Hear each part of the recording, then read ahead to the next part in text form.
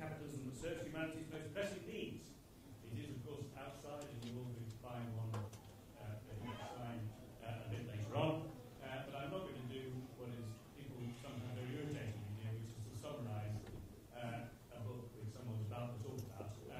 So I will, without further ado, invite you to give an early welcome.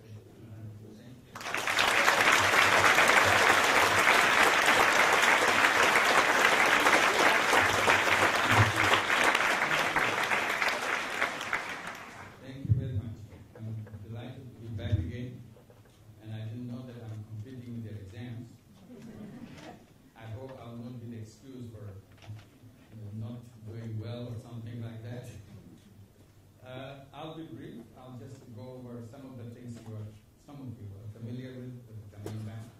And then we moved on to many other things. It's not a new thing. We did it right from the beginning in Grameen Bank. We moved into many other kinds of activities for us in healthcare, in technology, in agriculture, in fisheries, and many new things. And in the process, we created a lot of companies, some 40 companies or something like that. And some of them are pretty big companies, like Grameen Phone is a big company, it's a nationwide company.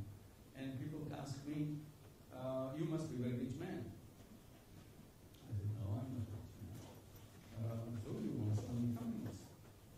I said, no, I don't own those companies. But you created those companies. I said, yes, I created those companies. Then why do you create companies if you're not owning them? That became a question for me too. Why did I do that? And I realized that this is something different than people create a company for. Then I realized that whenever I see a problem, I create a company to solve it. And that became a habit with me. Every time I see a problem, I create a company. Some of them became successful companies, some of them not so successful. But my reaction always was a company. Then I thought maybe this is a new kind of company which doesn't exist. And that's what led me to the idea of social business that I've been talking to you about. On the microcredit front, Grameen continues to work in Bangladesh, and now got involved in many other countries, directly working in those countries in Asia, Latin America, and Europe also. One interesting thing happened that we did in 2008, in January. We started a program called Grameen America in the United States. This after a long debate. There were people who were debating that it cannot be done, people in the United States are so different,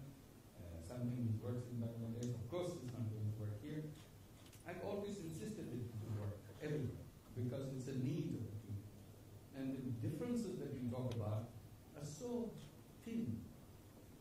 I keep saying that 98% of people in the human beings are about similarities.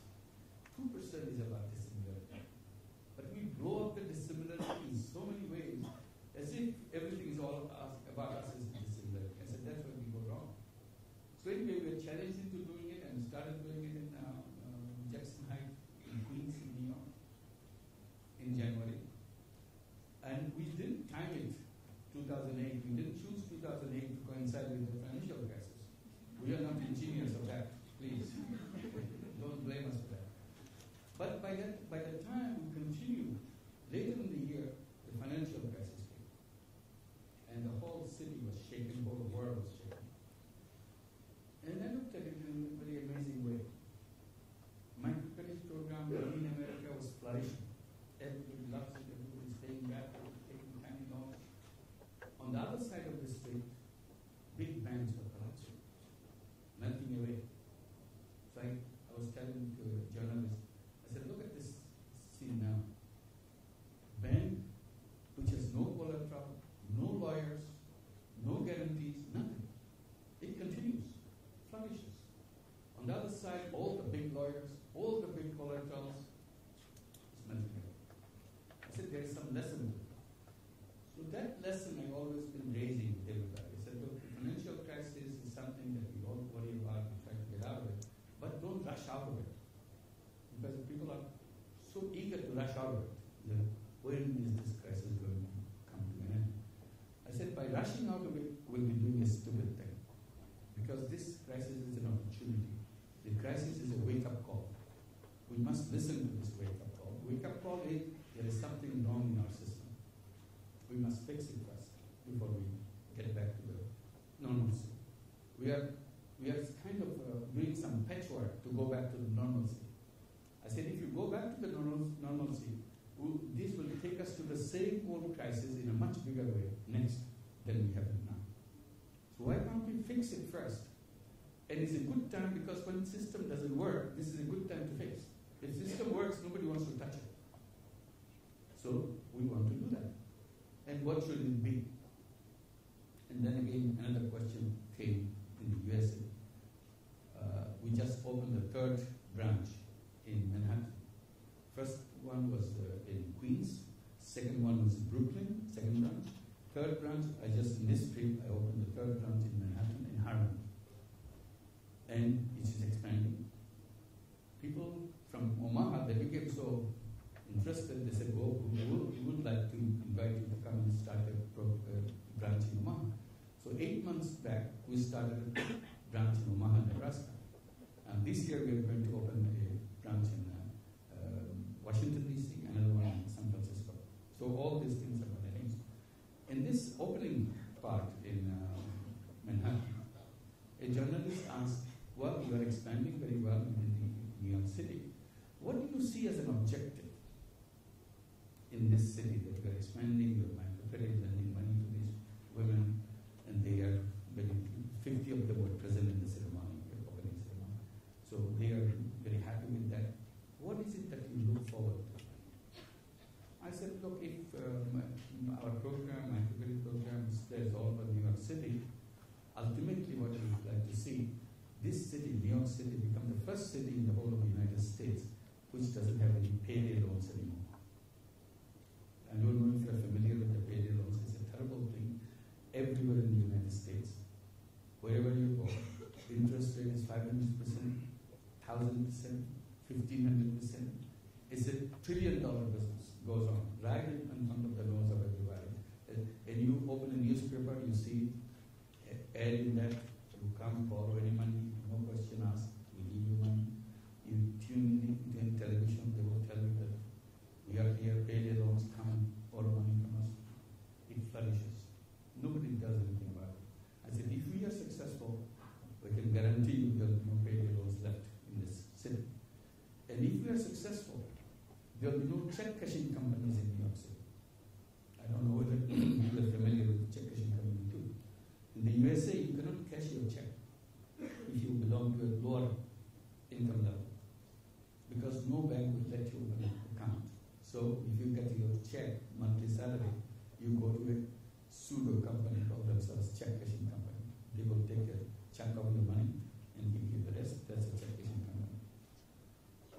And it flashes everywhere, all over the United States. And of course, the pawn shops. I said there will be no pawn shops in New York City if government program works. So you don't notice those things, the existence of that, but people suffer from it. Why can't you fix that up? It's a question of addressing this issue and getting it done. So when we talk about poverty and the problems created around poverty, I always insisted that poverty is not created by the poor people. Today, in Grameen Bank, we see it very vividly.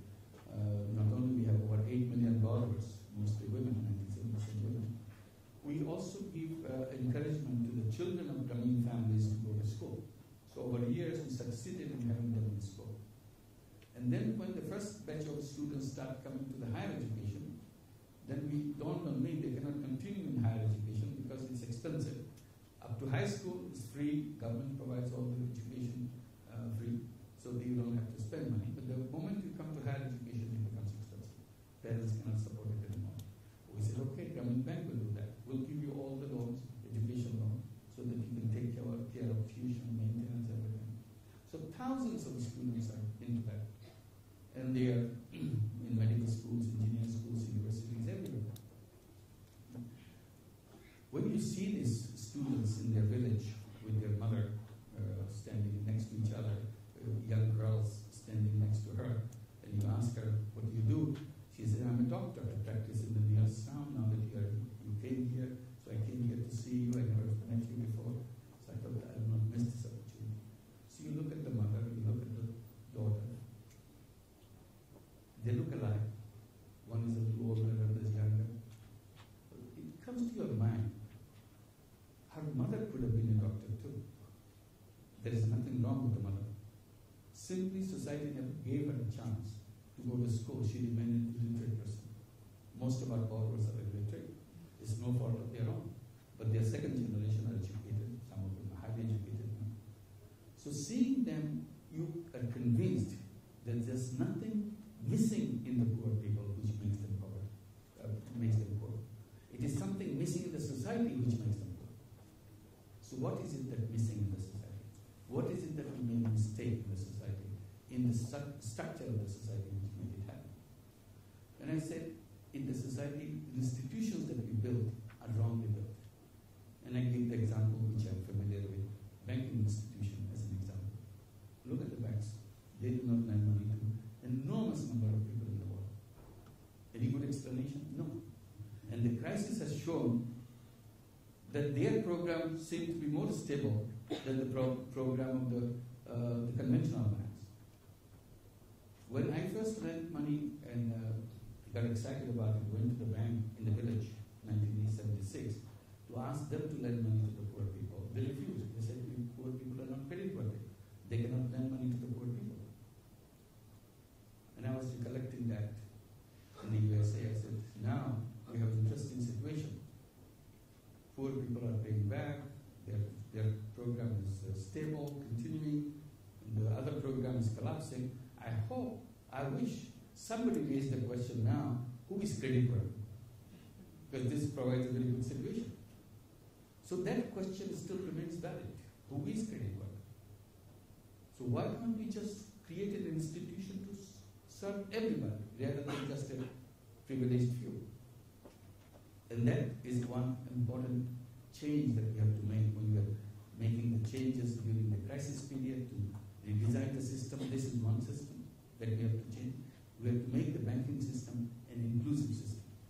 The other question comes about the concept of business. That's why I was giving the example of all the companies that I created. That led to this idea. Who said that business means business to make money alone? Because today in our economic theory, that's all we get. If you are in business, you have to make money. And economists tell you that maximization profit solves all our problems. Resource allocation and everything else. Didn't economists misinterpret human being by saying that? Are human beings all a single-dimensional being? all they do in their business life is make money for themselves and nothing else? Is this what the fate of the human beings are? I said, I don't feel that this is a very comforting kind of thought that human beings, all they do is make money. I said, economists took one aspect of human being, selfishness, and built a whole theory of business on top of it. That this is what human beings do. I said, that's a very one-sided, very fragmented kind of view of the human beings. Because first of all, human beings are not one-dimensional beings, to be sure. They are multidimensional beings. Selfishness is one of those dimensions. But there are other dimensions, like selflessness, for example. I'm not saying some people are selfish and some people are selfless. I'm saying every human being have both elements into them, selfishness and selflessness, and many other dimensions of each one else. But the economists forgot all those things. Pick one only and build a whole theory out of it. And as a result, we created all our problems. If you go to the root of it, probably this is the most overriding reasons why we have created problems that we have created ourselves. I said, why don't we create a business on the basis of the selflessness? In a selfish business, profit maximizing business, everything is for me, nothing for others. That's the basic principle. I said, in a selfless business, everything is for others, nothing for me. It's a parallel business, but goes in the two different directions. Oh, people say, oh, you are wrong because people will not get involved with something where they don't make money. People enjoy making money. I said, I do not accept that. People enjoy making money, but that's not the only enjoyment people have. Touching other people's life is also an enjoyment. Until you have done that, you cannot compare it. And my feeling is, if you do the other thing, if you touch other people's life, it is so much enjoyable. They probably will feel more inclined to doing that than making money for yourself. So anyway, it has to be demonstrated, it has to be seen. So I'm suggesting that this is a new kind of business based on selflessness. It's a non-loss, non-dividend company with a social objective. The social business is a business to solve problems, not for making money for oneself. It returns the investment money. If I put £1 million into that business, over years I'll get my £1 million back. But I will never take any dividend out of this company, because that was not the intention of creating that company. The intention was to solve a specific problem. And we started creating those companies in Bangladesh, very specifically designed as a social business. But nobody paid any attention, because who cares what happens in Bangladesh?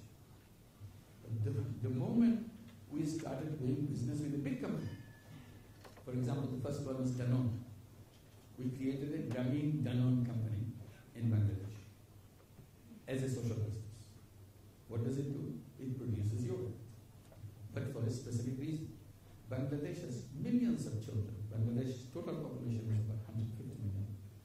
So you can imagine how many children it has. Half the children of Bangladesh are malnourished. Most of them are severely malnourished. So if you say malnourishment is not just a statement of their health situation, it's also a statement of the nation. Because if you are malnourished, your growth is stunted. You cannot grow as regularly as you would if you are fully nourished. And your mental development gets stunted. So you create a bigger obstacle for your whole nation, because you start with the wrong way. Many attempts in the past have been taken to improve the nutrition situation, but hardly it has made the impact that it should. So we thought, why don't we create our own effort into it?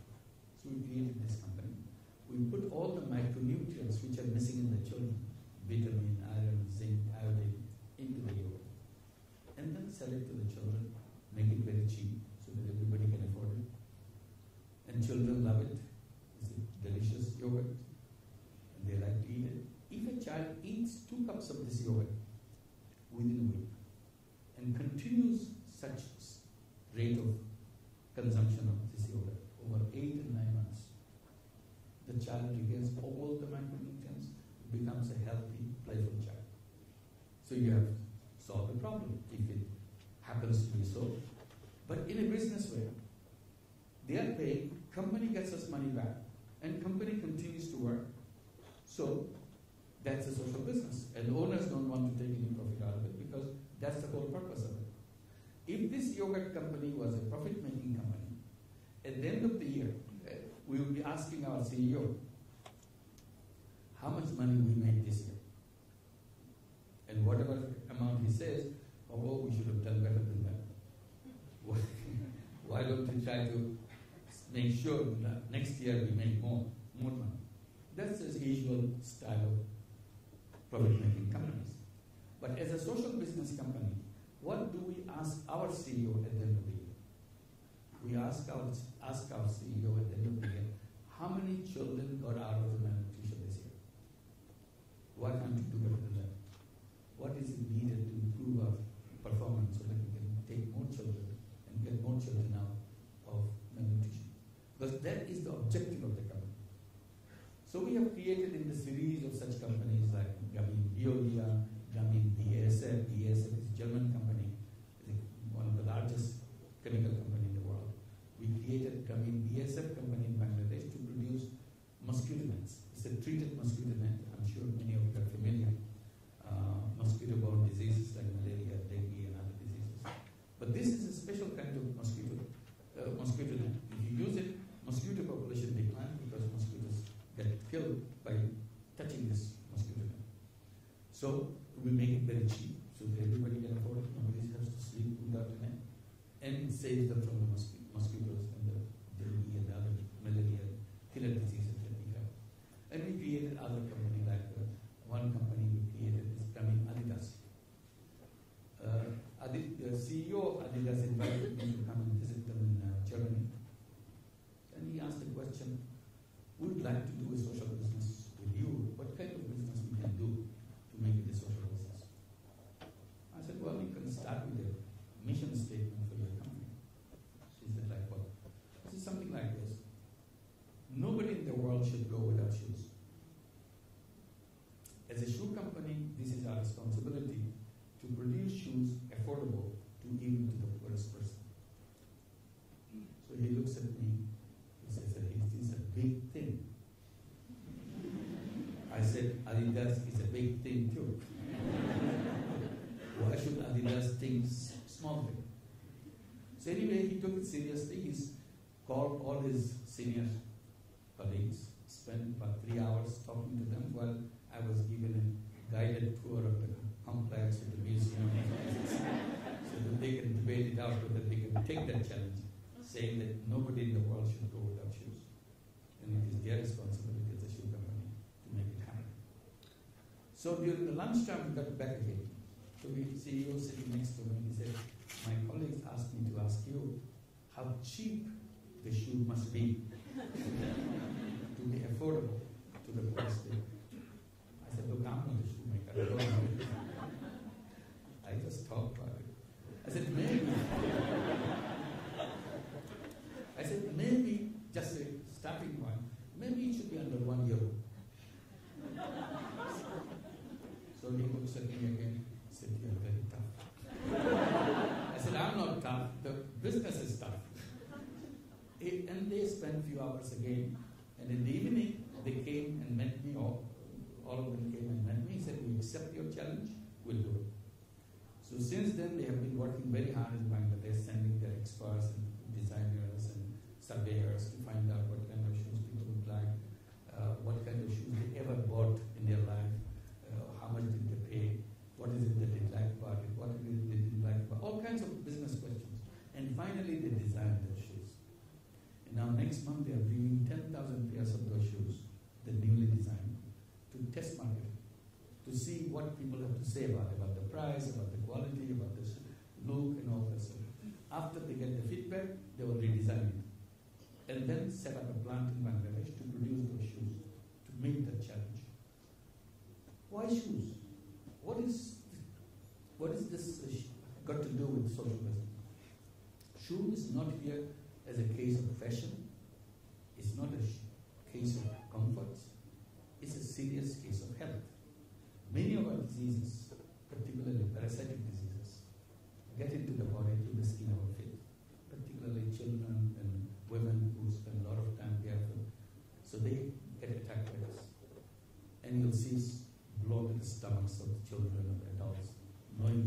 filled with hookworms and all kinds of parasites.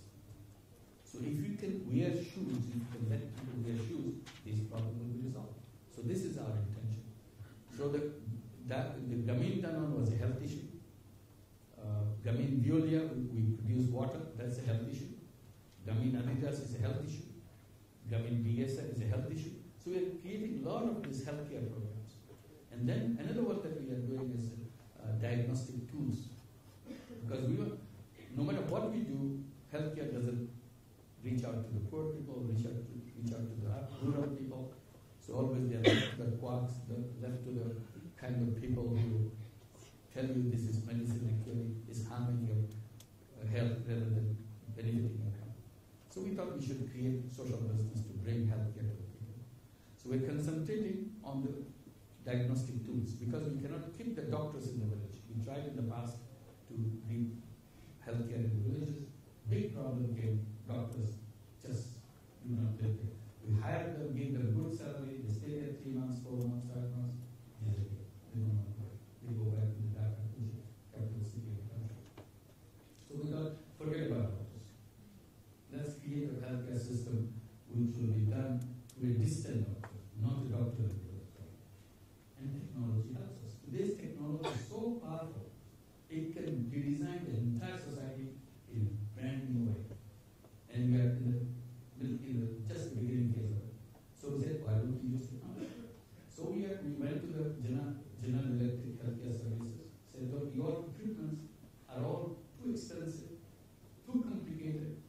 You designed it to impress the patients, rich patients, so that they can pay you a lot in their, you can charge them a lot.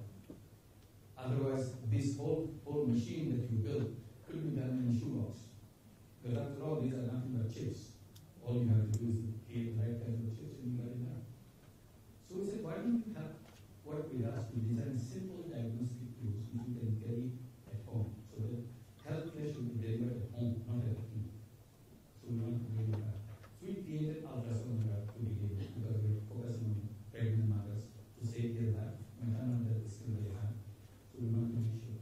So what we do, the girl is trained in this use of this machine. She will take it home and take the images of the mother and send these images to mobile phone, which is the rural language in the young countries. And immediately goes to the city with the desk of the expert, and he looks at it or she looks at it and picks up the phone, talks to the mother. Oh, your child is good, no problem. Take care of yourself, etc., etc. Or we would like to come back to you. We have something very specific to talk about. Don't worry, we'll take care of you. Meaning she has a problem. So here, the technology does this whole thing. All we are trying to do is to identify, to screen those difficult pregnancies. Once we can screen the difficult pregnancies, we can focus on how to save their life from now. So this is again a social business we are trying to develop. So a series of social businesses will be built to address the problem. Wherever we have a problem, all we have to do, create a common creative way to design that social business to solve the problem. And then it becomes a power in us as an individual person. We can solve the problem. We don't have to wait for the government to solve it. We don't have to wait for the international agencies to come and solve it. If they continue to do so, we're not going to interfere with their work. But we citizens, we individuals are also capable of doing it. If one individual wants to do that, he can do anything he wants. Each of us has the capacity to change the world. Simply, we have to decide to use that capacity. If you don't use that capacity, you will not be used. It will remain unutilized for life. Nobody will ever know that you have the capacity. If you want to make that capacity utilized, we'll see what you can do. You can really change the world. Thank you very much.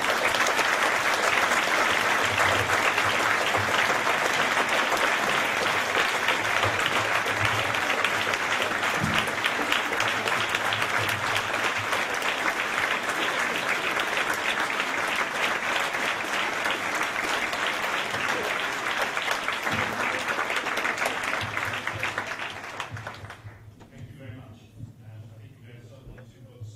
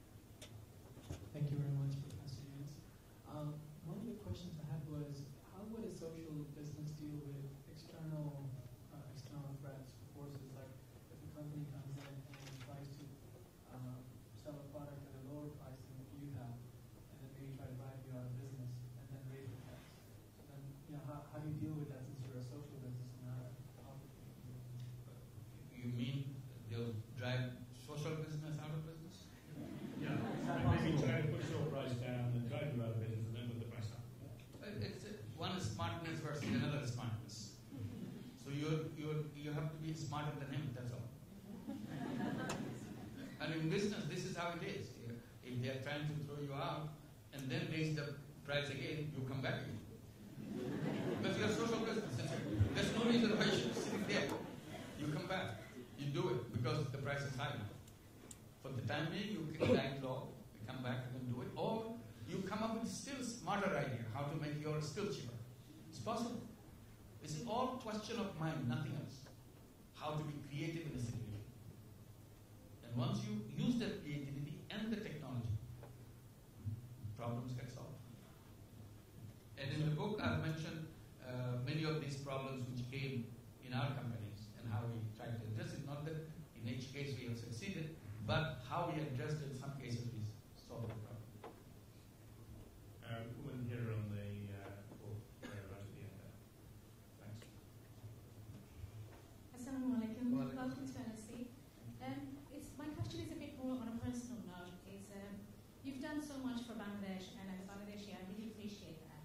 But my question is, why did you first decide to join politics? And then why did you decide to leave? And what advice would you give next generation of Bangladeshis who want to go back to the country and do something for the country? Sure. Second one easy. Come back and do something. And while you're not there, you can still do something. Because again, these days, technology doesn't make a difference between whether you live here or live there. You can still do things as effectively as you could have done there. To begin with, you pick the problem which bugs you in Bangladesh. Design social business to solve the problem. If you can design it on paper, that's a big difference. Because now you have some blueprint or idea that you can plan and solve the problem in Bangladesh. It could be anything, poverty, healthcare, housing, or disaster, whatever. Just pick it up and say, or women issue, and so on, children issue. About the politics, this was just a passing phase. What happened? We were going through a caretaker government regime, if you recall, and many of our leaders were in jail because of corruption charges.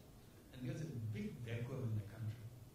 So people were all coming to me and said, you are the one who can create a new political party, fill this vacuum.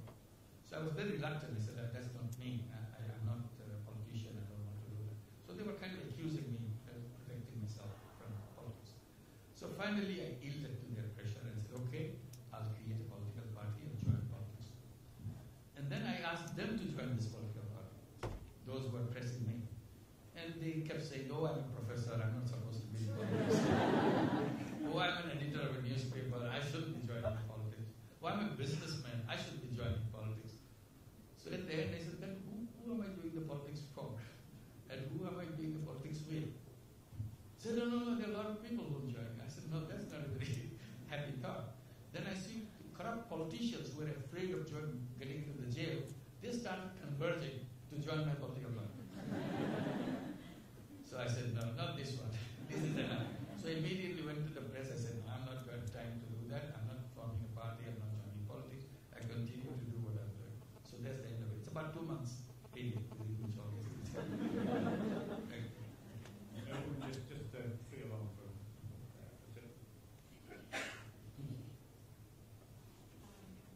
Professor Yunus, I wonder if you would consider building social business in this country, and if so, what would it be? I was in Glasgow. That's not this country. I'm talking about a foreign country.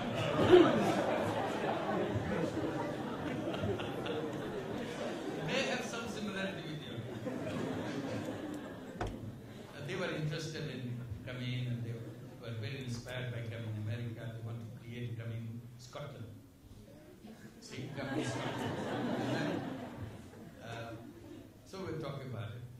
And in the discussion, one thing came out very strongly. Someone said, a faculty member said, look, we have a big problem in Glasgow, in the city of Glasgow. We have many families, thousands of families in Glasgow City, who are in third generation unemployment. So I said, I'm shocked. I didn't expect to hear third generation unemployment. I said, how does it happen? He said, because of the weather.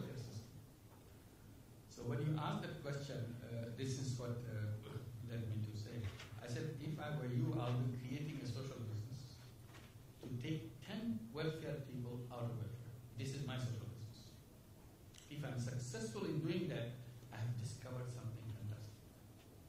All we have to do is to repeat this. If I can successfully take 10 people out of welfare, you can take 10 people out of welfare. We'll gradually take all people out of welfare because of the way it works. So it's a question of designing that social business. I know how to design it. That's not the problem. But somebody has to get in and say, let's do it. So I'm now challenged to do it in Glasgow. So I'll go there. July I'm coming there. And we'll start the first phase of it. How to address this issue, create a social business. Any one of you can do it. Any one of you. You don't have to be bright students of big no, just a regular partner. It's no big deal. I said welfare is very important. Government does it to help people to take care of themselves. So the government support. I said that's the first part of the work. Second part of the work is to help them get out of it. That part was never done. And that's the challenge waiting for us to do. So let's try to do that. So this is one great way. And then you drug addicts, street crimes, you name it. You can create a social business. We have beautiful ideas of taking drug addicts out of drug in as a social business. Anybody complete it? We can do that. So it's a question of putting mind into it. Job creation. Unemployed. Why should anybody be unemployed? This is a silly thing to be unemployed. Because we can create employment. In a profit maximizing world, you create your business with the intention of making money. But it creates jobs. Creating jobs is a byproduct of that. In a social business, that becomes the objective of the business, not a byproduct. You can design social business specific to exactly the kind of people you want to find employment. Maybe disabled people. So I want to create a social business to take disabled people. Now, also define the disabled people. Blind people. So I want to create jobs for blind people. This is my social business. Or deaf and dumb people. That's my social business. You can be very specific. In a profit-making business, you cannot be specific. It only creates kind of byproduct jobs. You have no control over it. Whatever you need this, you need this, you need this. This is how it happens. And it's easy to create jobs in social business than in profit maximizing business. Because in profit maximizing business, you are expecting at least 30% return on your investment. Otherwise, you will not invest. Why should you invest if there is no 30%? In social business, you can go from 0% all the way to that 30% easily because nobody else is coming there.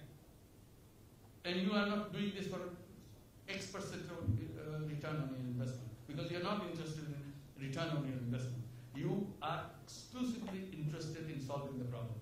So you have a lot more room to create jobs than anybody will ever have. So this is the power of the idea of social business. Man at the back, big time.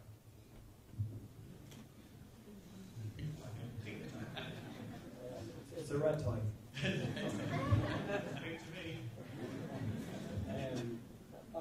I'm in the process of setting up something similar in the sort of social business whereby I get a lot of friends and contacts that I have over here and we make a difference when we go in places of poverty to go make a difference. Just a question on advice for setting it up and what type of obstacles did you come across? Usual, not very.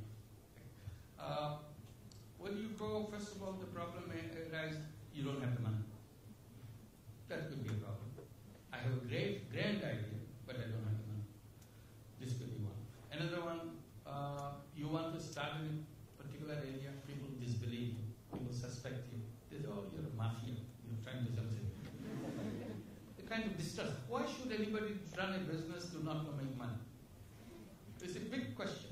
Because our minds are all filled with profit maximizing ideas. That's how we live. That's why we are taught in the classroom. In the classroom, there is no social business. So we are all wearing those profit maximizing glasses and look at the world through the profit maximizing glasses. So when you talk about social business idea, you can't see it, you can't hear it anymore. Because it doesn't sound right. So I'm always pleading, please take off your profit maximizing glasses and put on your social business glasses. You will see the world completely different. It's not simply delinking from profit.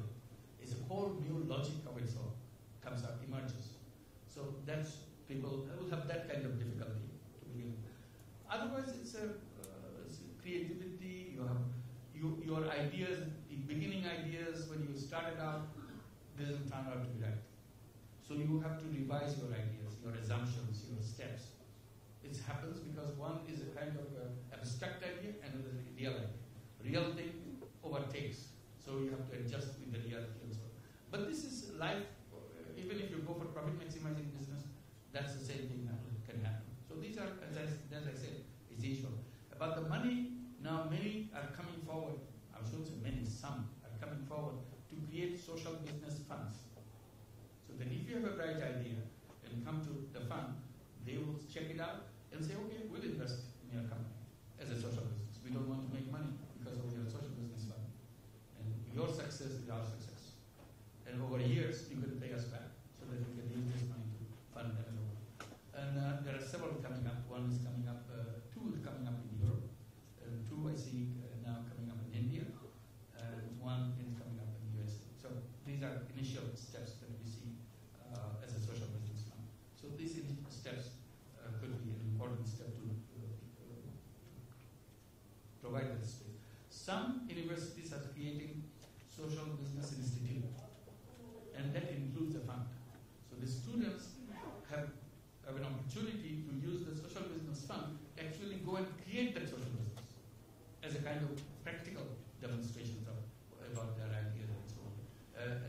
After going to a competition of social business designs, like for example, if I'm giving a social business design here right now, I say, why don't you all design a social business to take 10 wealthier people out of welfare and have a competition. I'm sure brilliant ideas will come. We can pick the first 3, first 4, first 5 and invest in it and see what happens. And that's what we do.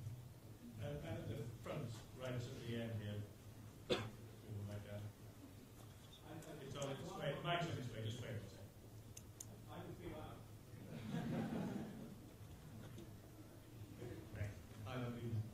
Just like to ask, with this fundamental change in the system that you mentioned, obviously places like this will need to bring us into the education. Sure. So I'd like to ask both of you, what can happen in terms of business schools beginning to adopt these ideas? Sure. And that's happening because first business school which created chair on social business was HSE in France. So they have now 2.5-year-old chair of social business. They hold lots of workshops, they offer courses, they bring French business people together. That's one reason why many French companies are working with us, because of the role they play, connecting people and connecting us and connecting anybody who would like to do that. As a result of that, we are now doing something in Haiti, because I was very upset, or not upset, I was feeling unhappy when Haiti earthquake happened. There's a tremendous outpouring of emotions. Everybody wants to help, everybody wants to support, and a lot of resources, finances, money came through. And I was feeling unhappy because I said, Haiti doesn't have a structure to handle this kind of thing. So most of it will be misused or even abused, gone in the wrong direction. I said, I wish we could play a role in it by saying that please put 10% of this money that you are putting in into a social business fund, so that you can create a series of social business in Haiti, in job creation, training, in education, in transportation, whatever, in agriculture, in housing, in forestry. It's a beautiful thing can be done as a social business. So people like that, love that. So immediately said, you create it, we'll support it. So we created it. And many of the people who were involved in HSC, they said, we'll support you, we'll start business with you in Haiti. So this is one, connecting as a social business. And instead of giving money, why don't you do the business there as a social business? So that's one. European Business School has just launched a chair on social business. University of State University of California in Channel Island, they created an Institute of Social Business. And having all this fund and other ideas together, bringing business and so on. In Japan, 2 universities, Kyushu University and Rikyu University. Kyushu in Fukuoka, Rikyu in Tokyo. Now having the same social business group. So it's very important to get into the business, into the academic world, because it's the young people who will really start seeing things very differently once you start discussing this. Because they are looking for opportunities. They want to do things, but our scope, our framework doesn't give them a scope. All we can tell them, work hard, get a good degree from LSE, and get a good job. And that's it. The changing the world part is not something built into the system. Here it is. I can use myself to change the world. It's possible. Woman at the Yeah. woman at the And back, Capitalism for that. That's what I'm saying. woman at the back in the headscarf at the back. Yeah.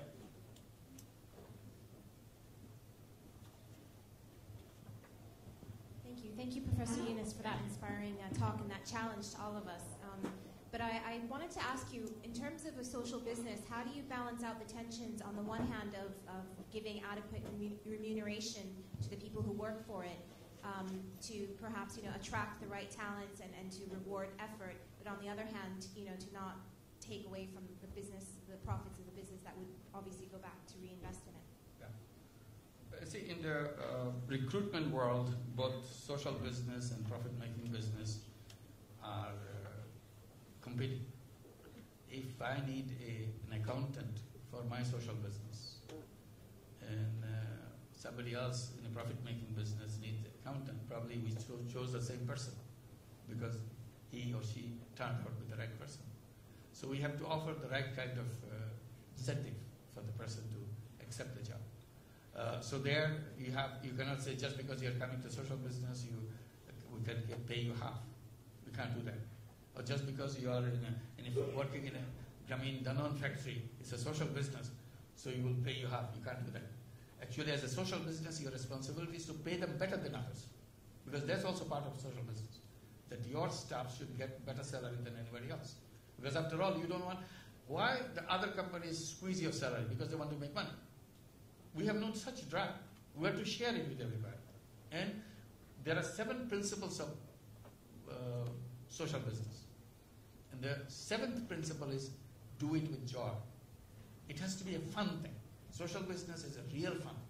It thrills you. The more you do it, the more you get excited about it. So that thrill should touch everybody, not just you who's on the top. Even the guy who sweeps the floor, he has to share that excitement, and that I'm well taken care of. At the same time, I'm doing something for the society which nobody ever did before. Thank you. Then can I ask if you have any vacancies for lawyers in your social business? We'll create a social business for the lawyers. Perhaps if you could create a business that would take 10 people out of being lawyers.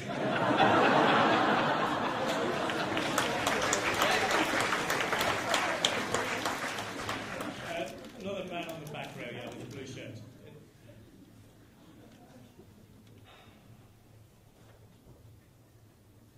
Thank you very much for your passion and wisdom. It sounds like I need a new pair of glasses, I think. But joking apart, I'm curious. I sense from your talk, I think there are major institutional forces at play, vested interest, to keep things just as the way they are. I want to play the devil's advocate a little bit. If it's such a great thing as you championed tonight, why don't the IMF, the G20, G7 advocate this more? Shouldn't we all be doing this? Thank you very much. They will do their part after we demonstrate that it worked, but we should not be waiting for them to do first. We should be doing first because we don't have the bureaucracy, we don't have that decision-making complications and so on and so forth. When G8 declared, about a year and a half back, G8 declared they will put $20 billion for food security because the food security is a big problem. So they allocated $20 billion in food security. So I wrote them all, the head of all the G8 leaders, I wrote, said, would you care to take 10% of this 20 billion, put it in a social business fund for food security? I have not got any response of it, but we have been contacted the CSCS how to do that, what can we do. It will be a new structure there. Governments are very afraid of new structures because once you create them, it creates a big burden on them. So I said, no, it doesn't have to be a new structure. You can do it in the existing structure, but it should have an autonomous existence within the structure. It will be all used as a social business in food security. Because otherwise this $20 billion will go in giving grants to governments for agriculture. We have seen this before. It doesn't lead us to anywhere. If we can create social business in that manner, it changes the whole paradigm of the agricultural situation in marketing, in production, and so on. In marketing, we have one interesting case. This is not related to G8, but since you asked the question. We were discussing something, and one problem came up. As the shea butter, which is used in cosmetics for skin and so on. L'Oreal used that, produces it. The shea nut out of which this butter is produced in Ghana. And the producers get very little money for that. But by the time it comes to L'Oreal, the people who buy, all the middlemen, they pay a very good sum of money. So we had a meeting in Paris with the CEO of L'Oreal. So somebody like HSC invited these groups of people. So I said, if we create a social business, would you buy from us this nuts rather than buying from others? I said, yes, if it is competitive, it's compared to others, we'll do this. That's all we want. So what we do, we create this social business at the ground level in Ghana, buy up all this, the price that we get from the L'Oreal, to pass it on to them, and minus the cost of this operation of this company. That's all. So that all the middlemen can be removed, and we can bring all the money exactly to the producers themselves as a social business. So these are the kind of thing we wanted to discuss with them. And it still is on, it's not disappeared. So this is G8. With the World Bank, we said, why don't you create a new window as a social business window, where anybody would like to create a social business, you can fund it and create it. And even out of 10 such efforts, if 5 of them failed and 5 of them successful, you've got it made. Because now you can expand these things globally and it will solve the problem. And those 5 that failed for the first run may give you a second run. In the second run, 3 of them came out again. Because first failure doesn't mean that failure for life. It's simply first trial. Because after all, you are experimenting. You are doing it for the first time. So you don't expect everything to start flying right from the start. Thing doesn't happen that way. You keep trying, and then it works. And it flourishes. And this is what the chance we have to get. Let me say just a couple more. One down here. Yeah, third row. Thank you very much, and congratulations on the Nobel Prize and on everything that you've achieved. Correct me if I'm wrong, but I think that in looking at what you've done, listening to you speak here, there's one element we haven't mentioned, but which is a fundamental underpinning of the whole system, and that's the goodness of human nature. Because if you had, for example, in the Grameen Bank, 50% non-performing loans, the whole structure would collapse. But human nature isn't. It isn't that everybody is good. You do have your elements, people who are going to look at your system, they're going to try to find the weakness, and they're going to say, this is where I'm going to take advantage of the system. How do you deal with people like that? We started with the premise, fundamentally all people are good. We can trust them. The whole system is based on trust. We don't have papers. We don't take anybody to police or anybody to court. And we give billions of dollars in loans. It comes back. And I was mentioning that those who had all the papers, all the lawyers, they have the difficulty. We are not doing only in Bangladesh. People used to say in the beginning, oh, Bangladesh is a funny country, all kinds of things can happen. But then it is spread. That argument disappeared very quickly. Then in the beginning they used to say, oh, it was because of the Asian culture. Because we are in Asia, all the others are in Asia. Then it started in the USA, back in 1987. Because Governor Bill Clinton, he was governor of Arkansas, he brought me to help him set up Grameen program in Arkansas. Then they could not say this anymore because it's in the USA, rich country. So it's still the same. When I discuss all these things about New York City, we follow exactly the same thing. When we started in New York, this is very interesting. We sent 3 people from Bangladesh to go to USA to do that. Those who have been working with us for many years. They said, we never been to USA before. How do we do our work? This is a different country. I said, that's why we are sending you there, because you've never been there. Because you're not biased. You just do exactly what you did in Bangladeshi village. Forget about other kind of people or something. People will tell you these are different. No people is different. People are same. They went, they built a beautiful program. So beautiful, some filmmaker got interested in it. Now they made a film out of it. They call it To Catch a Dollar. This is a quote from my speech. I usually say, poor people need $1 to catch $1. The first dollar is missing. So the name of the film is To Catch a Dollar. So I keep joking with these people. I said, look, we have been doing it for 34 years. Nobody made a film out of it. You're doing only, not even 34 months. You already have a film on it. A feature film, which will be released in September this year. You can see it. So it's a goodness of this. And we bet on that. And it worked. People deviate from goodness when system push them into that direction. So as long as you can keep a system which preserves your goodness, you move. And when I'm talking about social business, again I'm coming back to the goodness of part of it. That's what the economists missed out. They forgot about the goodness of people. They built on the selfishness of the people. Missed out this one. I said, if you had produced this one, you'll see enormous amount of will and enormous amount of creativity would come flowed into this to change the world. So I would say that it is the system which encourages you or discourages you to deviate from the goodness. If you can maintain that, I think you achieve a lot. One last question. The woman in black, right in the middle there.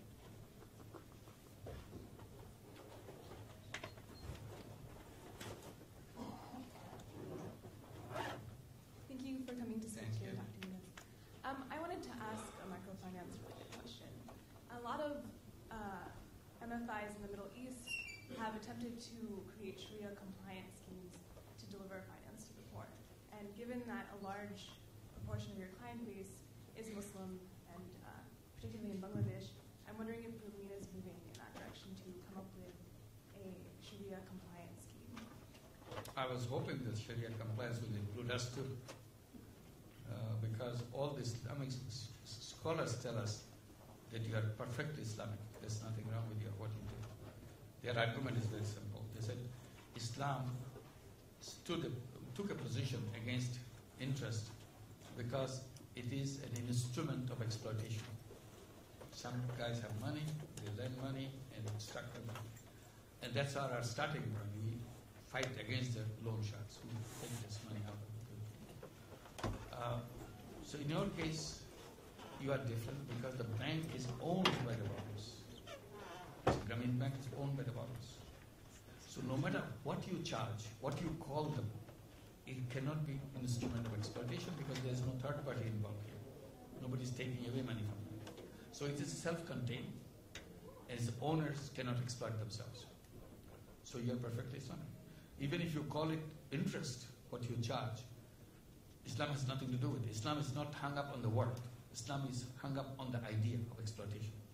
So you are good Muslim Islamic bank.